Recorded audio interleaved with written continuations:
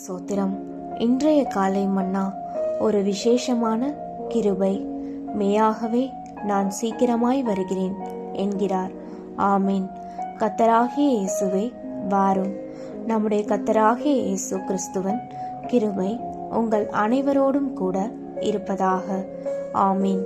வெளிப்படுத்தல் 22:20-21 வேதாகமத்தில் கூறப்பட்டுள்ள இந்த கடைசி ஆசீர்வாதமானது அனைத்து கிறிஸ்தவர்களுக்கும் உரியது அல்ல. ஆனால் அது மெய்யாகவே நான் சீக்கிரமாய் வருகிறேன் என்ற வார்த்தையை விசுவாசித்து ஆமீன் கர்த்தராகிய இயேசுவே வாரும் என்று கூறுகிறவர்களுக்கே உரியது.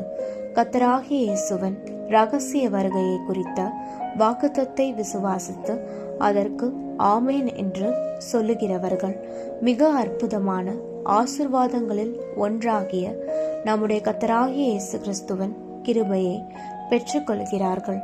வேதாகமத்தில் கடைசி வசனத்தில் கூறப்பட்டுள்ள கிருபையானது அவருடைய இரகசிய வருகையை விசுவாசித்து அதற்காக காத்திருப்பவர்களுக்கு மட்டுமே உரியது. ரட்சிக்கப்படுவதற்கு ஏதுவான கிருபை. எபேசியர் 2:6-8 நம்மை நிலைநிறுத்தும் கிருபை. 1 பேதுரு 5:12 உதாரத்துவமாய் கொடுக்க செய்யும் கிருபை. 2 கொரிந்தியர் 9:14-13 பலப்படுத்தும் கிருபை. 2 கொரிந்தியர் 12:9 போன்ற அநேக கிருபைகள் தேவனுடைய வசனத்தில் குறிப்பிடப்பட்டுள்ளனர். ஆனால் இங்கு குறிப்பிடப்பட்டுள்ள கிருபை என்பது இயேசு கிறிஸ்து வெளிப்படும் போது அளிக்கப்படும் கிருபை ஆகும். 1 பேதுரு 1:13 இது கர்த்தருடைய இரகசிய வருகைக்கு நம்மை ஆயத்தப்படுத்துகிற கிருபை என அழைக்கப்படலாம். இக்கிருபையானது நம் ஜீவியத்தில் அதிசயத்தக்க ஒரு கிரியை செய்கிறது. இது 1 யோவான் 3:2-3 குறிப்பிடப்பட்டுள்ள ஆனந்த பாக்கியமான நம்பிக்கையை நமக்கு அருளி செய்கிறது. பிரியமானவர்களே, இப்பொழுது தேவனுடைய பிள்ளைகளாய் இருக்கிறோம்.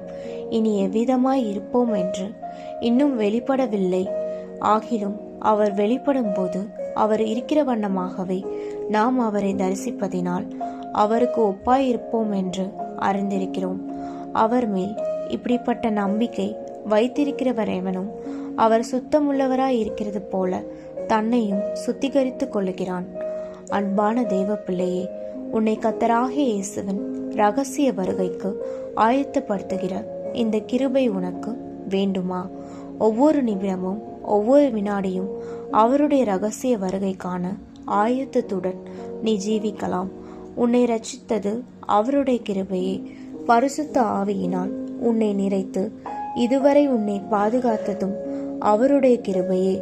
அவருடைய இரகசிய வருகையில் எடுத்துக்கொள்ளப்படுவதற்கு உன்னை ஆயத்தமாக காத்து கொள்வதும் அவருடைய கிருபையே. ஆவியும் மனவாட்டியும் வா என்கிறார்கள், கேட்கிறவனும் வா என்பானாக. மெய்யாகவே நான் சீக்கிரமாய் வருகிறேன். வெளிப்படுத்தல் 22:17-20 கர்த்தராகிய இயேசு கிறிஸ்துவின் கிருபை உங்கள் அனைவரோடும் இருப்பதாக. ஆமேன்.